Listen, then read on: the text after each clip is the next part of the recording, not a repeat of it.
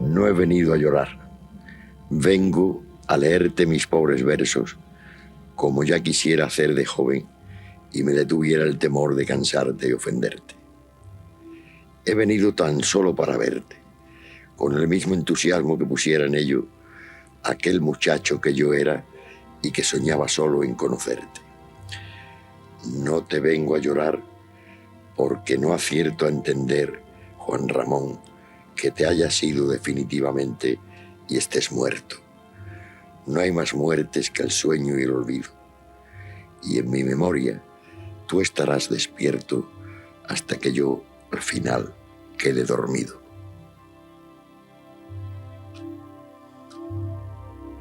Yo quisiera, Juan Ramón, de este lado de acá, de esa puerta que hace unos años tú has traspasado ya, hacerte una pregunta. ¿Cómo viviste tu muerte?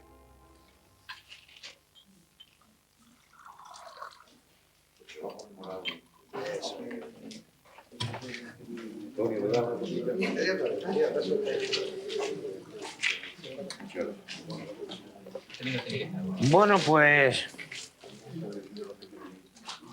que cómo vivió Juan Ramón la idea de la muerte, pues a mi juicio la vivió de una manera terrorífica. Es decir, nosotros pensamos en la muerte, sí, porque el temor a la muerte es un temor genérico, quiere decir, lo tiene cada hijo de vecino. Ahora bien, este temor a la muerte en la generalidad de los humanos, pues no pasa de ser un temor puntual, episódico, que a lo más puede originar un cierto escalofrío, pero que pasado el cual, pues nos incorporamos a los afanes más o menos vanos de la existencia. Y ello sucede porque Juan Ramón, derivado de las peculiaridades de su carácter, tenía eso, un verdadero terror a la muerte, una auténtica tanatofobia. Dentro de ti me encontrarás un día, cuando cubra tu voz mi sombra inerte. Algo mío tendrás tras de mi muerte, al hacer aquel gesto que yo hacía. Desde mi ausencia entonces yo querría algo más de un silencio que ofrecerte, esta nostalgia gris que ya se vierte hacia tu soledad desde la mía. Hasta ti llegaré en la madrugada y en todo me hallarás no estando en nada. Después me iré perdiendo en el olvido. Y si el tiempo borrase hasta mi nombre, ese día sabrás, hijo, que el hombre, cuando deja su sangre, no se ha ido. Yo creo que se puede decir que Juan Ramón realmente vive aunque haya muerto. Incluso él mismo lo intuyó cuando dijo: junto a mi cuerpo muerto, mi obra viva. Juan Ramón contesta de una manera totalmente original y nueva a las preguntas que se le hacen sobre sobre la muerte, ¿comprende? O sobre la vida, o sobre el amor, o sobre esa serie de existenciarios que son los existenciarios fundamentales de la vida. De manera que él responde así. O sea, la cuestión no consiste en la pregunta, sino en la respuesta que da Jorge Ramón. A cualquier persona se le pregunta, ¿qué opina usted de la muerte? Bueno, pues le puede dar una contestación vulgar, una contestación que no pasa de ser genérica, que pertenece al gran número, pero que no aporta nada. En cambio, Juan Ramón tiene unas contestaciones perfectamente originales, que es lo que le definen perfectamente como un ser original que es, un ser aparte. El tiempo, la sucesión de los ahoras, no es lo mismo el tiempo de los relojes, el tiempo contado en los relojes, que el tiempo vivido. Así, por ejemplo, el tiempo de la angustia es un tiempo que se dilata extraordinariamente. En cambio, el tiempo del placer es un tiempo que se contrae. Ya decían las coplas de Jorge Manrique, cuán presto se va el placer, cómo después de acordado da dolor. Juan Ramón Jiménez es un hombre que precisamente quisiera anular el tiempo. Fuera de reloj, no quiero tiempo, no quiero tiempo. Y pienso en ti, te siento, en la tristeza inquieta que me nombra. Aún no estás aquí, pero parece que tú te alejas siempre con tus rosas. No soy quien tú conoces, soy aquel con quien me quedo a solas, aquel que llega tarde a tu mirada distante y silenciosa. Y a qué tanta amargura, ya no importa, importa la esperanza, el cielo intacto, los ojos que te asoman. Tú sabes que el dolor se queda dentro y el corazón rebosa. Tú sabes que despacio y sin pensarlo, la vida se nos marcha y no nos sobra. Y pienso en ti perdido, te evoco entre la sombra, sintiendo que detrás de esta tristeza tenemos que ganar la vida toda. Y creo en el Dios Padre que una tarde nos modeló a su forma, el que nos dio el silencio, el arco iris, la luz y las alondras. Y pienso en ti y a veces te abandono. La vida no perdona. Perdóname si quieres, tú que olvidas. Yo siempre me equivoco en estas cosas. Es un introvertido sensitivo, quiere decir, la sensación en él es fundamentalísima. Él lo dice, además, lo dice expresamente, que la sensación en él es lo que más importancia tiene. Pero entonces, de modo que esta huida de la realidad no es una huida que se puede decir, una huida total, una huida absoluta. Lo que ocurre es que algunas veces roza fronteras que están quizá entre lo normal y lo patológico. Porque por eso dice en alguna ocasión, debemos olvidarnos que somos cuerdos permanentes o locos permanentes. En la frontera está la expresión poética. A él no le interesa ya si está loco o cuerdo. Él ha llegado a cierto clímax, en virtud del cual ya lo loco y lo cuerdo no son muy claros. Esto sucede en la generalidad de las personalidades místicas o que tienen vivencias místicas. Para hablarte de ello, tendrías que haber jugado con un butre de barro cocido o un trompo pintado que lanzaras al tejado. Carola o vaca, bola de mármol, trastocaron el ocio por el vicio. Ya ves que vinieron de otros sitios, rifando licencias para aniquilar los sueños de ribera de una ciudad mágica. Así que prefiero perderme en el sueño del crepúsculo, no ver la vela hecha jirones, trapo que espera la hierba acorralada en el gris. Dejadme, por favor, mirar al sol el tiempo que yo quiera. Seré breve. Mirad lo que me he encontrado. Un almiré entre las botas. Esto me recuerda un soneto mío escrito hace muchos años que dice más o menos: digo almirez y trébedes y plato, silla de enea, hoz, jarra y lebrillo, aceite, mosto, candeal, membrillo, campana y ontanar, pan y recato. Por decir digo aceña, abril, regato, almáciga, aguamiel y culantrillo, dornajo, barboquejo, sol, rastrillo, zagalejo, jamuga, senda y hato. Digo escarcha, pajuela y malvarrosa, recuero y horno, potro y levadura. Luego nombro el helecho y el barbecho, y tras decir Señor, amén y rosa, me ciño un Padre Nuestro a la cintura y me tumbo a dormir tan satisfecho. Muy bien, muy bien. Y a propósito del almiré, ¿tú crees que lo cotidiano puede matar al hombre? La falta de lo cotidiano, la renuncia de lo cotidiano. No, No, no. Juan Ramón no renuncia jamás a lo cotidiano. Juan Ramón vive lo cotidiano con una sencillez esplendorosa. Y de eso puede darnos noticia su sobrino Edward. Lo que ocurre es que en Juan Ramón existe una confusión entre el existir y el ser, el vivir y el existir. De manera que Juan Ramón lo que pretende es, en cierto modo, existir poco, pero vivir sí. Vivir sí, es su gran obsesión, la vida. Puesto que la vida aboca a la muerte y él tiene un verdadero horror a la muerte. Él es una personalidad hiposocial, una personalidad neurótica, introvertida.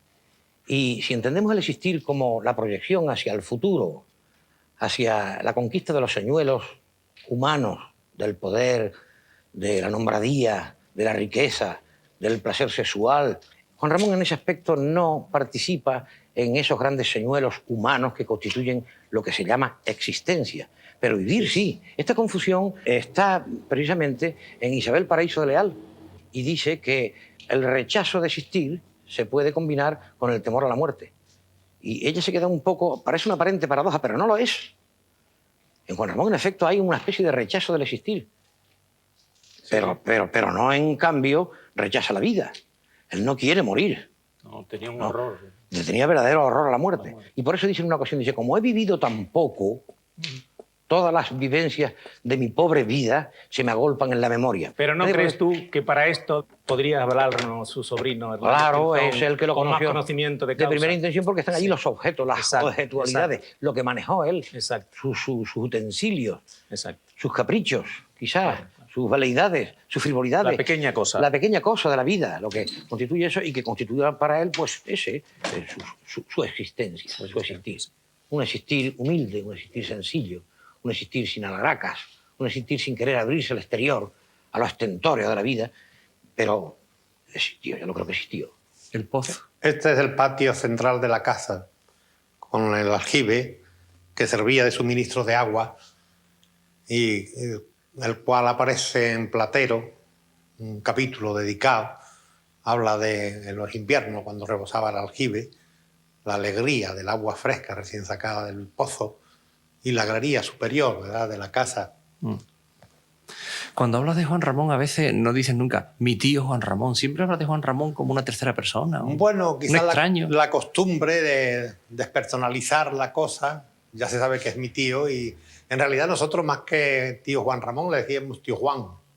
Y en la familia era Juan, ¿verdad?, aunque su nombre fuera Juan Ramón. El burrito, Platero. Y la salida al patio por la cancela de cristales de colores.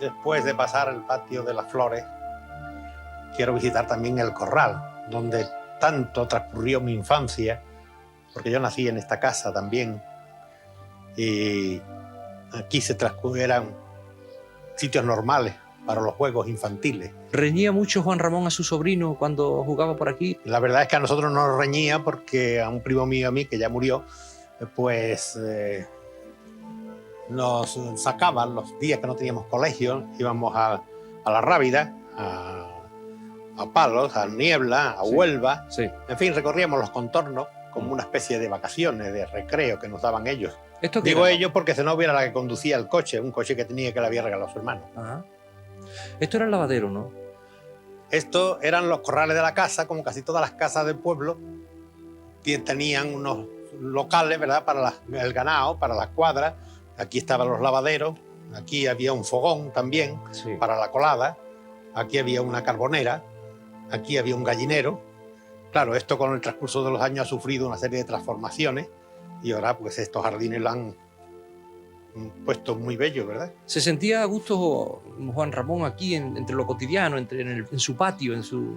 Está reflejado en su obra. Sí. En Platero cita muchísimo esta casa, ¿verdad? Lo mismo el aljibe que la azotea, que en fin, todos los rincones, la fachada sur, la fachada norte, todo lo va recogiendo. Y todas las vivencias que él tiene, puesto que a partir de los 6 años vivió en esta casa. y únicamente sus años juveniles fueron en la otra.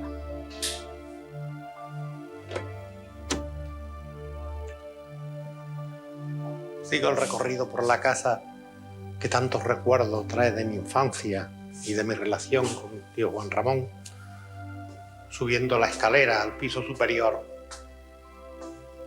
que en realidad era donde yo nací y donde Juan Ramón tuvo su cuarto de trabajo, con su virilla, su ojo de buey, su portón tallado, para dar paso al corredor superior,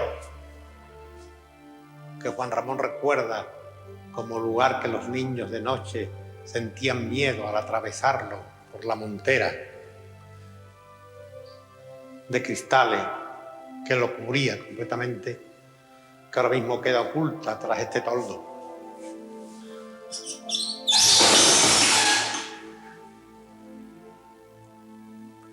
Ahora lo vemos con mayor impresión, con más fuerza de luz. Bueno, es el corredor superior de la casa, al cual dan todas las habitaciones, un contorno. Entramos como prueba de toda ella en este dormitorio, donde se conservan una serie de recuerdos muy personales e íntimos de Juan Ramón, como este armario, esta cómoda, ¿verdad?, cuyos cajones contienen recuerdos personales como unos zapatos de Zenobia, unos guantes que también pertenecieron a Juan Ramón,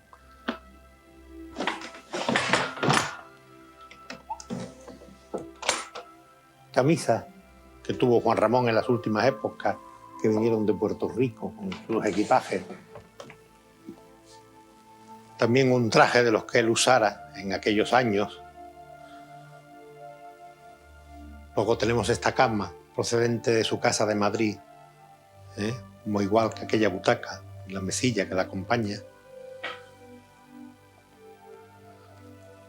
Luego tenemos este otro mueble, también procedente de Madrid, y aquí un retrato de la última época, el año 58, después de sufrir en la recuperación, de sufrir una fractura de cadera, en que yo acompaño a Juan Ramón, que estuve allí a su cuidado, desde que supe lo de su fractura, me fui a Puerto Rico hasta su fallecimiento y su venida a España, los restos de Zenobia y de Juan Ramón. Ayer te sorprendí, garza de nieve, del patio de mi sien, paloma en vuelo, barco de plata estremecido y leve en la nocturna playa de mi pelo. Ayer te sorprendí, bandera aleve, clarín anunciador del primer hielo, quema mi mano tu granizo y llueve tu gárgola de argén sobre mi suelo. Como flor, como tallo, como un río, arranque de mi piel tu inicial frío, tu espuma nueva en el albor del día, pero estabas en mí, dentro y segura, honda raíz, inalcanzable y pura, cana primera o gris melancolía. Vamos a ver, Ernesto, yo traigo una preocupación. ¿No existe una contradicción entre el miedo de Juan Ramón a la existencia cuando precisamente sus versos se fundamentan en la existencia y en la vida? El amor a la belleza, al tiempo, al paisaje de Moguer. Pues sí, hay una contradicción evidente en eso. Pero es que es una contradicción esencial en el ser humano, con gran frecuencia. Estamos llenos de contradicciones. Sobre todo esa contradicción se vincula al hecho de que, en realidad, no se puede desarrollar ningún trabajo, ninguna acción en el hombre como no sea en el curso de la existencia y en el curso del tiempo. ¿Comprendes? No. O sea que no tiene más remedio que apelar al tiempo y vivir el tiempo. Ahora bien, él desea por todos los medios anular el tiempo. Eso desde luego de su existencia. De ahí que su existencia sea una existencia reducida a la mínima expresión. Él no sabe más que vivir o más que hacer. Juan Ramón lo único que sabe es imaginar. es imaginar. Y ahí desarrolla precisamente su vida y su cosa. Pero su vida, su existencia está reducida al mínimo. Es lo que le interesa más bien es vivir, vivir. Y en esa vida, por eso, toda su obra no se refiere nunca a cuestiones exteriores, no cuenta cosas exteriores, cuenta siempre su mundo interno. Mujer, te quiero así, perfecta en tu silencio. En la superficie del verbo solo forma, tacto solo, sin nombres, sin molestos signos que todo lo interrogan. Exaltación de carne y nadería. Silente esfinge que odia las palabras, ansiando las manos del tacto trascendido a la magia del instante. Por eso tu boca, mujer, no hecha para el hambre, cumple el destino de lo imposible cuando agrega a su silencio el beso consumado. ¿Cómo era, Ernesto, la vida afectiva de Juan Ramón antes de conocer a Zenobia? La vida afectiva de Juan Ramón antes de conocer a Zenobia era una vida que se desarrollaba en el idealismo, en el platonismo. Juan Ramón era un individuo enormemente sensual, era un individuo muy sensual y muy enamoradizo. Y él se enamoraba de todas las mujeres que pasaban por su vera, vamos a decir. De modo que él tuvo amores espirituales, se entiende, con Georgina, Luise, en fin, y después con las monjas de la Caridad del Rosario. No tuvo amores, sino sencillamente que las amó, o por lo menos proyectó en él su sentimiento amoroso sobre Pilar Ruberte, sobre Andrea, sobre Amalia, sobre Manuela, y estuvo enamorado, pero enamorado platónicamente de ella, no estuvo enamorado en efectividad de ella, era muy sensual. Y tanta era la represión que, estando en el sanatorio del Rosario, tuvo unos sueños que se le aparecía un hombre con cabeza de perro y una mujer con cabeza de araña, muy amenazadores. El hombre con cabeza de perro debía significar el padre castrador y la mujer con cabeza de araña debía significar también la madre amenazadora. Era como si las imágenes primordiales del padre y de la madre, comprende, le amenazaran y le pudieran en cuidado ante la posibilidad de que accediera al amor real y verdadero con aquellas novicias que eran sagradas. De otra parte, Juan Ramón Jiménez, mismo en Espacio, tiene un detalle en donde denota el mito masculino, porque se mete con el mito de Abelardo y Eloísa. Y dice tú, Abelardo, Eloísa, Eloísa, ¿por qué a Pedro Abelardo te metió con los monjes plebeyos y él se fue, bueno, o te metió en un convento y él se fue con los monjes plebeyos?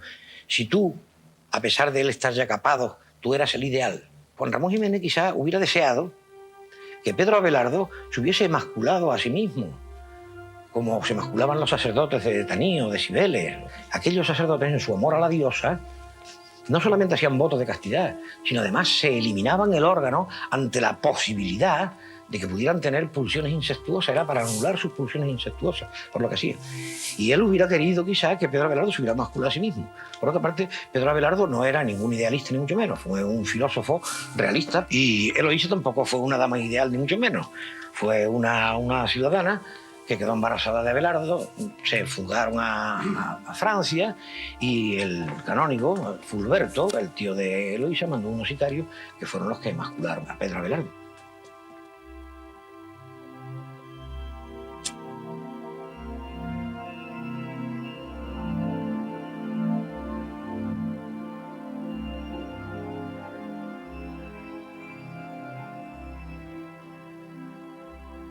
Este sentirse noche y apagado, este sentirse un agua desatada, fuera de madre, amarga y desbordada por el ancho silencio del costado, este sentirse verso enamorado, este sentir canción desconsolada, esta inútil pasión de madrugada y este dolor de llanto sosegado son mi historia más pura y más hermosa.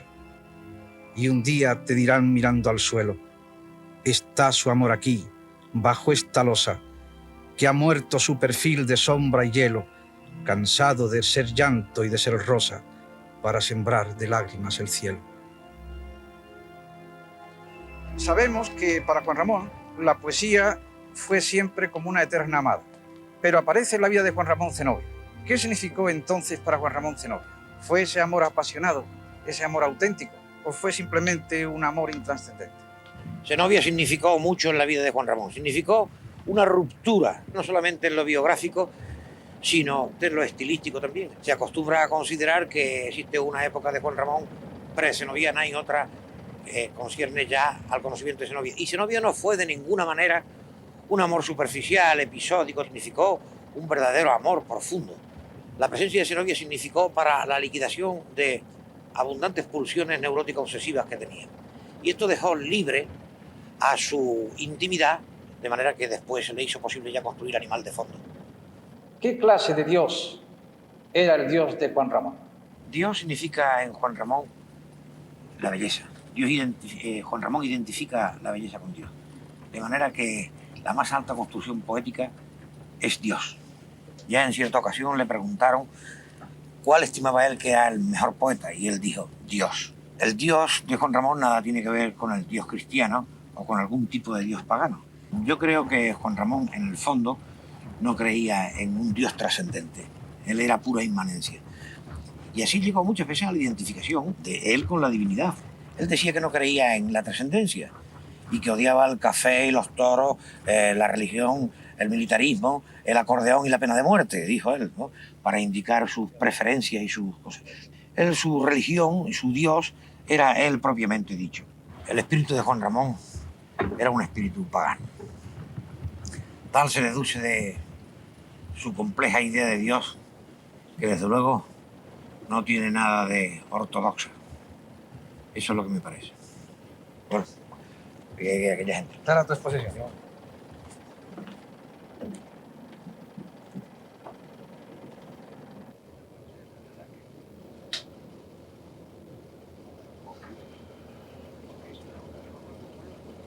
¿Qué hay? Hola. ¿Qué hay? ¿Qué me cuenta? Vengo de allí, del otro barrio. Del otro barrio. Bueno. Mira, estaba yo pensando que hemos hablado de Juan Ramón en diferentes facetas, pero quizás a veces más solo de la obra o incluso de abstracciones. A mí me gustaría hablar contigo de Juan Ramón y el amor, Juan Ramón en el amor. Hay incluso quien dice que Juan Ramón buscaba en el amor la sombra de su madre. No es eso exactamente, no. No es lo mismo la sombra de la madre, que parece que implica la corporalidad de la madre, que hace sombra, que la imago materna. La imago materna actuaba como una interdicción en la posibilidad de él realizar el amor. La imago materna es una formación psíquica que queda ahí sin resolver, una falta de maduración de la persona que aboque a la liquidación del complejo de Edipo. En Juan Ramón, además, es bastante evidente ver estas connotaciones de un complejo de Edipo irresuelto porque decapita el triángulo edípico. Dice en una ocasión, como yo quiero más a mi madre que a mi padre, sintiéndome medieval, pienso que la Virgen podía ser mi diosa y Cristo no mi Dios. La Virgen mi diosa y Cristo mi hermano. El padre no aparece por ningún lado. El mito masculino consiste en tener a la madre pura, virgen y santa, dedicada al exclusivo amor del hijo, en ausencia permanente del padre. Después el hombre en el curso de su vida se ve obligado a idealizar esta imagen y entonces la eleva en forma de las grandes diosas, o en fin, de la Virgen María, en fin, de toda la gran iconografía que existe sobre la Madre Celeste, sobre la Gran Madre. Bajando a un terreno más epidérmico, a lo más profundo es la piel que decía Oscar Wilde, yo te pregunto por Juan Ramón y la realización física del amor. Pues sí, Juan Ramón realizó el amor. Juan Ramón realizó el amor, pero fíjate bien, realizó el amor con Francina. ¿Ah? Francina era la institutriz de los niños del doctor Lalande, en el sanatorio del Castel d'Andorte. Es decir, que él realizó el amor físico en una mujer de clase inferior, in corpore vili, en un cuerpo vil, como diría Freud, ¿comprende? O sea que... Y precisamente la realización del amor en un cuerpo vil daba lugar a que después él suspendiera todas las idealizaciones, no podía. Él decía que cuando se abre la carne se cierra la flor de dentro. ¿Entiendes? Lo dice así muy concretamente. Y después en otros pasajes de su obra, pues viene a decir que la realización física del amor es una fontana de letargo, mármol de tumba, como si viniera a significar que el amor físico suspendía el modo de sus idealizaciones. Él necesitaba a las amantes imposibles, o amantes idealizadas, ¿comprende? Que eran no más que formas vicarias de la madre, formas vicarias de aquella imago materna idealizada y virginal que estaba en su ser.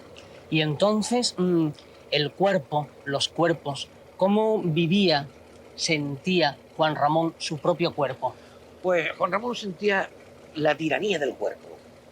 El cuerpo era para él un tirano y él dice cuerpo vil, porque él se sentía que no tenía absolutamente ninguna opción sobre su cuerpo. Es válida quizá aquí la metáfora del caballo de Freud. Freud se figura al hombre como un jinete montado en un caballo. El jinete es el intelecto, la razón, y en cambio la parte animal es el caballo. El caballo es un animal potente que es el depósito de los instintos del hombre, el depósito de sus pulsiones prohibidas. Y entonces el jinete se dedica a llevar el caballo por vericuetos de manera que no se desmande. ¿Pero a dónde? Hacia donde el caballo quiere ir. ¿Según qué? Según el principio del placer. Imprescindible el sentido del placer para entender a Juan Ramón y para entender a todo el mundo, porque es precisamente el objetivo de todo ser humano, el principio del placer. Es decir, el hombre tiene una nostalgia del placer que quisiera rememorar la situación primaria, la situación nirvanática. Uno busca ese placer hacia adelante, en forma de la lucha, y otros lo buscan el placer hacia atrás, en forma de la regresión, del regreso, de la nostalgia, hacia fases de la vida o hacia formas de la vida en donde quedan suprimidas las contradicciones, queda suprimida la lucha, queda suprimida el tiempo, el espacio, aquellas coordenadas que nos llevan a la muerte. Hay que tener en cuenta que en el fondo de este terror de Juan Ramón al paso del tiempo y las cosas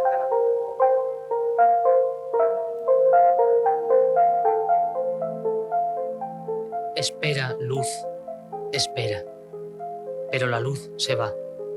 Quiere anidar tu barba, deshacerse, morir allí. Teñírtela de blanco, como si moguer todo, madre, moguer, decías en tu muerte, aferradas las manos de enfermo a los barrotes de la cama. Y nadie habla de tu agonía, nadie ve esa inválida hamaca de hospital donde caíste. Solo el capricho de la rosa intocable, la palabra, creaba nuevamente por ti en ella. Entero se derrumbara en ti, se edificara en tu osquedad secreta, viejo adolescente querido. Tuviste jardines más hermosos, más lejanos, y una amante ignorada de oscurísimos ojos, extraña de suicidio en el trigal, ramo de espigas nunca cansadas de tu nombre. Jardines más dolientes que has tenido, alguien que te arrojaba polvillo de tiza en las pupilas, y eras afán, eternidad, belleza pura. Quemar, quemar, donde los malvas de la tarde y el agua, alguien, el agua, violetas y el oro de los lirios, y en medio yo, a través de yo, ser deseante y deseado, un animal de fondo. Sobre este paisaje nuestro de ría, de agua, se me ocurre pensar en aquella diferenciación tan clara que Juan Ramón hacía sobre los conceptos hondo y profundo. ¿Cómo lo expresa, con qué matizaciones lo deja el poeta? Sí, él tiene una conversación con Ricardo Bullón, en donde precisamente matiza estos dos conceptos de lo hondo y lo profundo. Él entiende que lo hondo es grito de madre y no filosofía. En cambio, lo profundo lo entiende él más en superficie. Es decir, por ejemplo, lo profundo puede ser una disquisición filosófica fina, todo lo profunda que se quiera, pero al fin y al cabo perteneciente a la racionalidad. En cambio, lo hondo es más vital, es más profundo. No se le ve el fin, es infinito. Él decía, por ejemplo, que lo hondo era característico de la gente del campo. Muy curiosa esa observación. Sí. Naturalmente, porque la gente del campo tiene un contacto inmediato con la naturaleza. Y la gente del campo no se dedica a pensar la naturaleza, sino se dedica a vivirla en su inmediatez. Porque él decía que la palabra en él no era joya, era vida. En él la palabra procedía de su hondura, precisamente. No era una técnica de seducción para convencer al otro. No, era una técnica de revelación para poner de manifiesto el mundo interior tan rico.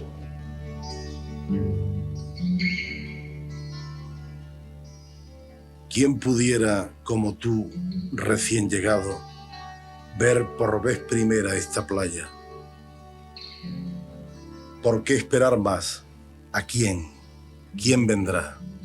Hablas de Dios y a Él llamas, y cielos e infiernos te fabricas. Camina, pues, vacío hacia la nada, que la muerte es la única verdad, mientras ve contando las rosas que te encuentres. Deberían parirnos junto al mar, y húmedos aún y salinos, gatear hasta la espuma, vaivén del cordón entre las olas y el tirón brusco hacia tierra de la madre. Dice la línea de salitre el estado del mar, sus acciones. Anota y cuenta el derrumbe de las olas. Notifica los vientos y el vuelo. Salgrama de los sucesos azules. Greca delimitante de un acto de amor.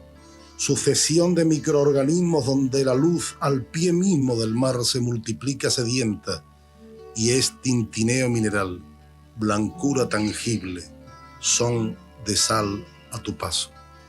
¿Quién pudiera, como tú, recién llegado, ver por vez primera esta playa?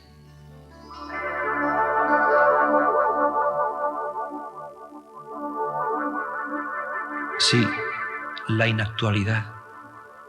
Vivir siempre una vida de después o de nunca, poniente de este puerto. Amor en ropas y costumbres venideras, sentido diferente más allá de los besos. Salidas lívidas en madrugadas de lluvia, de bailes de ciudades que aún no están en el tiempo. Retornos con mujeres sin nacer aún, qué muelles, en el sol amarillo de qué tardes de invierno. Suspiros dobles al jardín, por galerías que aún son peña, en el canto de alondras que aún son sueños. Veladas pensativas bajo qué nuevas lámparas que encenderán para otros ojos, otros dedos. Sí, la inactualidad, vivir siempre una vida de después o de nunca, agua de este desierto. Las personalidades introvertidas le dan mucho más importancia al sentir que al pensar. De manera que podemos decir que su pensamiento estaba rigurosamente regido por sus sentimientos. En él predominaba rigurosamente más bien el sentimiento sobre el pensamiento derivado de su propia condición. Juan Ramón, yendo en barco a Argentina en el año 48, tiene en ese viaje una especie de éxtasis místico, de revelación, sí, que se manifiesta, que se vierte, se representa en su obra Dios desea deseante. ¿Tú qué opinas de esto? Sí. En efecto, él le escribió una carta el 17 de octubre del 49, creo, a doña Ángela Figueras Aymerich, en cuya carta le decía que saliendo de Riverdale, camino de Nueva York, camino de la Argentina, al poner pie en el coche, él vio, sintió, olió, tocó y gustó a Dios.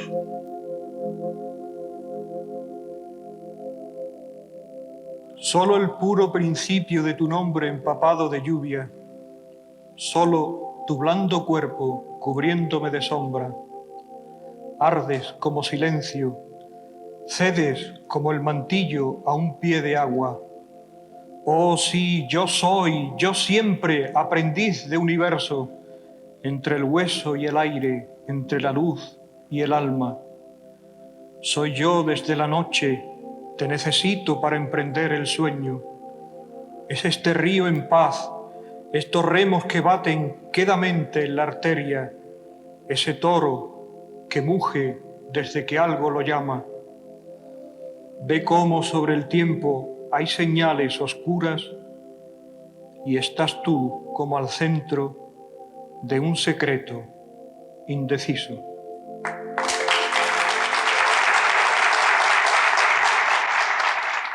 Yo me pregunto por qué Juan Ramón no se ha expresado casi nunca en términos morales y sin embargo sí giró mucho alrededor de la belleza. Una cosa era moral si era bella. Para Juan Ramón la ausencia de belleza era la máxima inmoralidad. Le ocurrió lo mismo que a Baudelaire. Baudelaire le costó el proceso de las flores del mal, porque él colocaba por encima de todo la belleza. Y una cosa, ya digo, era moral en tanto en cuanto era bella. Incluso dijo, Cristo dijo verdad porque dijo belleza. incluso aplicándola a la religión cristiana ya, dijo Juan Ramón eso. Cristo dijo verdad porque dijo belleza. Es decir, en él la moralidad no tenía el sentido de la moralina, de las costumbres y tal, porque derivado del carácter introversivo y derivado de aquellos parajes a los cuales él arribó en su introversión profunda, allí ya no existía prácticamente las fronteras del bien y el mal, estaban un tanto difuminadas, no había un concepto bien delimitado de lo bueno y lo malo. Esto le ocurre, por supuesto, a muchos místicos también, en donde el sentido de la moralidad pues se desvanece, no se ve la moralidad en muchos de ellos, sobre todo los anarquistas místicos. Es más, hay un pasaje en San Juan de la Cruz incluso que dice que ya no sabía qué era bueno, qué era malo. Lo dice así también, así que se llega a una inocencia preadámica en este sentido. Y claro, él lo que pasa es que transforma esas vivencias, las transforma en belleza. Y entonces ve que la belleza supera a cualquier prototipo de moralidad que se le antoja que son más bien efectos de superficie. Señores, voy a hacerle una pregunta a Ernesto, pero quiero principalmente relacionarla con el sur espiritual. Es algo que se da mucho a los poetas. Por eso voy antes a aprovechar la oportunidad para leeros un sonetito mío que trata del sur espiritual con nuestro sur geográfico en el que estamos y que es sencillamente maravilloso y que yo perdí hace tiempo cuando me marché, pero que tengo verdadera nostalgia de él. Se llama Si me hubiera quedado al sur y dice así: si me hubiera quedado al sur, yo soy del sur, que en él está la vida mía, pues en toda mi amarga geografía es el polo inferior al que me voy. Si me hubiera quedado al sur, por hoy, ausente de la absurda algarabía de la ciudad, es cierto que daría un paso más azul que este que doy. Pero en el sur de mi ilusión persisto, lejos tú de mi mano y mi ventura, porque alcanzar tu norte, amor, no puedo. Mi polo es siempre el sur, lo tengo visto, que mientras más me llaman de la altura, por mucho que responda, al sur me quedo. Muy bien. Y ahora te digo yo, vamos a ver, este sur espiritual que tenía Juan Ramón cuando incluso hasta en las máquinas llegaba a corregir sus poemas, esta premura, esta preocupación de que las cosas salieran mal, ¿no le enturbiaba en cierto modo la alegría de escribir? Sí, en efecto, Juan Ramón era un individuo que se sentía siempre insatisfecho de su creación, porque tenía una idea de la belleza absoluta, de como cosa absoluta. Y claro, pues no es extraño que sometiera sus creaciones a una constante corrección. Yo tengo una gran curiosidad y creo que la tenemos todos los poetas y mucha gente que no son poetas y que son devotos de Juan Ramón.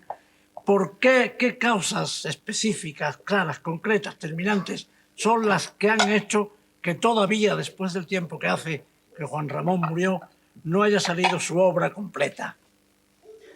Bueno, de momento las obras completas de Juan Ramón es una fantasía que quisiéramos todos realizar. Pero hay muchas dificultades. En primer lugar, la cantidad de poemas que escribió. Parece ser que fueron 6.000 poemas los que escribió Juan Ramón en vida. Esto ya indica pues, una dificultad tremenda para encontrarlo, porque muchos están perdidos en revistas, otros permanecen inéditos en manuscritos. Y después, la gran dificultad de las versiones que decía Ernesto antes, que de un mismo poema hay a veces hasta 6 y 7 versiones distintas. Entonces, localizar esto, elegir lo que los especialistas de Juan Ramón creen que debe ser el poema último, ¿verdad? El más ajustado a su voluntad, a su manera. Esto es una cosa de una dificultad tremenda. Además de ese Juan Ramón intimista de la calle, de la casa, del interior, de nosotros, ¿existe luego un Juan Ramón extrovertido, el de la Carbonerilla, el de la Mañana de la Cruz? O sea, ¿puede darse esos dos matices, el Juan Ramón intimista y el extrovertido? No. Juan Ramón es un introvertido nato. En el introvertido el objeto es mero estímulo para el sentimiento. Es mero estímulo para el sentimiento. Es decir, él ve un motivo de belleza subjetivamente considerado en ese suceso. En el suceso exterior ve un motivo de belleza y entonces lo crea. Pero a él no le interesa el objeto, a él le interesa el sentimiento que ese objeto le produce a él. Y él construye a partir siempre de su propia intimidad. Él en realidad lo que trata es de expresar sus sentimientos, no el objeto. El objeto es aleatorio para él. O sea que es siempre un poeta, quíralo o no, introvertido, intimista. Has hablado de Juan Ramón introvertido, pero es Juan Ramón con un yo en un primerísimo plano, siempre. Ese yo aparece a veces múltiple en el poema Espacio, se desdobla, es como un árbol que se bifurca. ¿Cuáles te parecen a ti que son esos otros yo que hay detrás del yo en primer plano del poema Espacio? Sí. Bueno, en primer lugar, Juan Ramón, hay que distinguir el yo del sujeto básico, ¿no? Que es mucho más amplio y que coge parte de los contenidos inconscientes. Juan Ramón no distingue el yo del sujeto básico, los confunde y tiene una palabra para esa unión, para esa fusión, que es conciencia. Para él la conciencia es algo que es mucho más abarcante que la conciencia posicional o conciencia tética o la conciencia racional. Él tiene una vivencia de su conciencia infinitamente más amplia. Y en el poema Espacio lo que ocurre es que se dan citas, es tan largo, es tan grande, es tan gigantesco, es tan grandioso, tan megalomaníaco incluso, que se dan cita una cantidad de estados de ánimos por los que él debió pasar. En Espacio se dan esas citas, que es una visión realmente de autodivinización narcisista. Él lo era. Y además lo dijo. Yo tengo en mí todo lo vivido y todo lo por vivir, tal y cual. Parece que apunta incluso a la historia filogenética de la especie, como si para él no fuera ajeno nada de lo que ha ocurrido en la intimidad humana desde el tiempo primitivo hasta la actualidad. Parece que recorriera todo el filo humano. Se habla mucho aquí del poeta metafísico y del enfermo, pero no del hombre. Juan Ramón también era un hombre naturalmente lleno de nostalgia, lleno de sentimiento hacia los niños, hacia las flores, sobre todo lleno de nostalgia de España, de nostalgia de Andalucía, de las ciudades de Cádiz, de Sevilla y sobre todo de Huelva.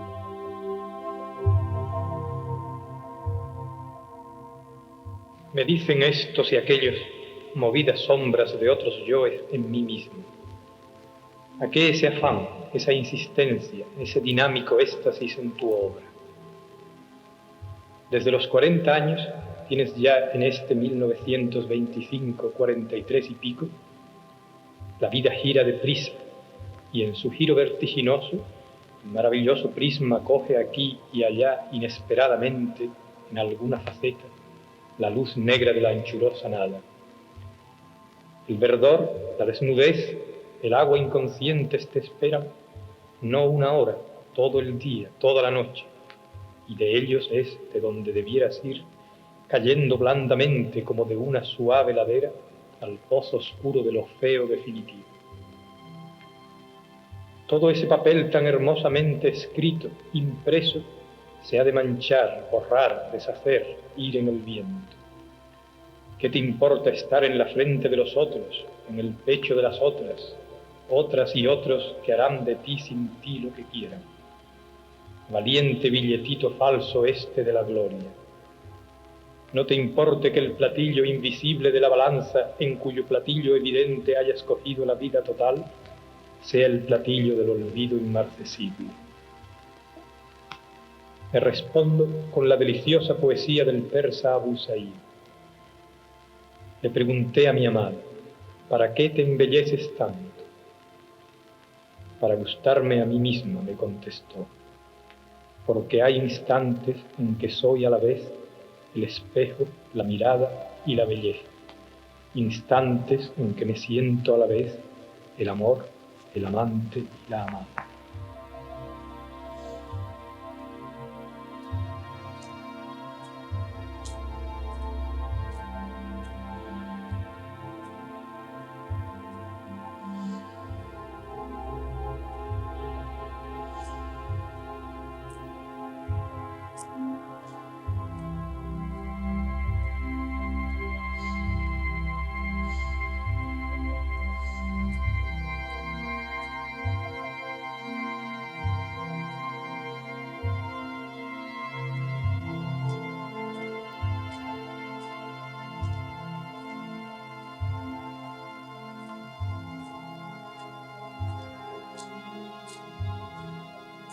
Dejadme estar varado en la ribera tibia del mar antiguo de mi vida, mis sueños reposando en la mullida alfombra de mi vieja primavera.